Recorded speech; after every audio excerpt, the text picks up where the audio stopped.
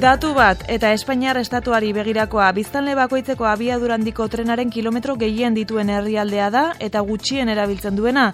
Renferen datuen arabera eskualdeko eta distantzia ertaineko zerbitzuak dira desplazamenduen 96%, 4 dira abiadura handiko trenen bidezkoak. Hala ere, inbertsioa handiagoa da azken hauetarako, 80% eramaten duelako.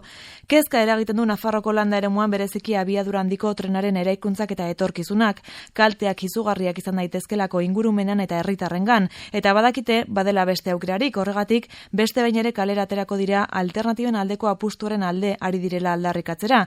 Gaur iluntzean Altsasun agerraldia eginen dute larunbatean eginen den ekimenaren xehetasun guztiak emateko. Trenaren aldeko plataformako kide Iñigo Leza, egunon. Kaixo, egunon. Hasteko, baldakizuen Nafarroko abiadura handiko trenen lanak nondik nora doazen? Bai, esan behar dugu, hori Castejonen eta Tafalla aldean, lanak aurreratuta daude, ari dira egiten obrak, batez ere Tafalla aldean, falta da oraindik trenbidea jartzea eta goiko, elektrizitatea garraiatzeko gauzak eta, oraindik falta da diru asko jartzea, ez? Baina beste guztian, Iruñatik Gasteizera eta Castejonetik Zaragozara, hor ez dago ezer eginda oraindik. Bai. Esan. Bai, oraindik hortaz, eremu gutxi dago eginda Nafarroan, ikusten duzue aukera tren hori oraindik geldiarazi daitekela eta beste bati bidea ematea? Bai, ikusten dugu aukera eta beharra, ez?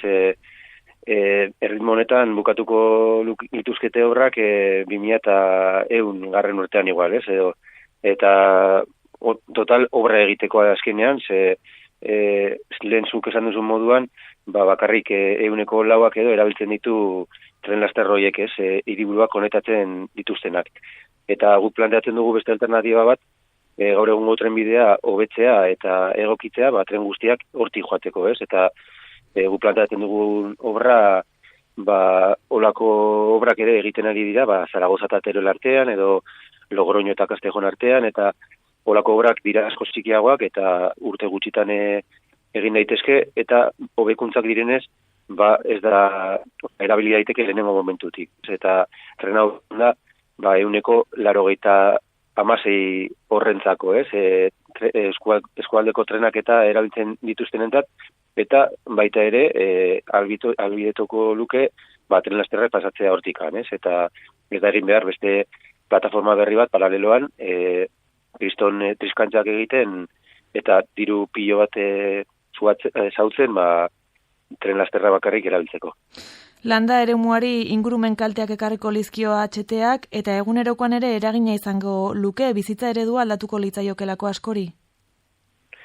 Bai, azkenean badaudeia gure baiaretan azpiegitura pilo bat, baiara estuak dira ere bai, eta beste azpiegitura erraldoi bat zartzea hor, kriston kalteak ekarriko lituzke, eta azkenean jendea egiten duna da hortik alde egin, ez? Eta hiriburutara jun, eta landa eremua bizirik egon behar da, hortik lortzen dugu jana eta ura eta auta beste, eta bioaniztasuna mantendu behar da, bestela oreka guztia galtzen da, eta olako azpiegitura erraldoi bat beste bat eraikitzea ez da behar, eta ez dugu behar kalte handiak eragingo lituzke.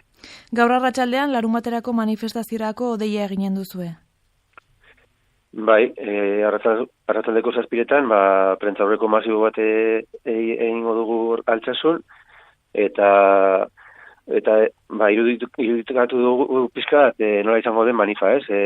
Nahi dugu manifa arai bat izatea, ez? Traktoreak, txalapartariak, irurtzungo izaki mitologikoak, ibaldunak, erraldoiak, fanfarreak, eta egongo dira manifa horretan, ez? Eta gaur arratsaldean pizkate denetarik egongo da, eta hori animatzen dugu jendea juteko arratsalde honetan, eta baita ere larunbatean. Trenaren aldeko plataformako kide Iñigo Leza, eskerrik asko. Eskerrik asko zuei.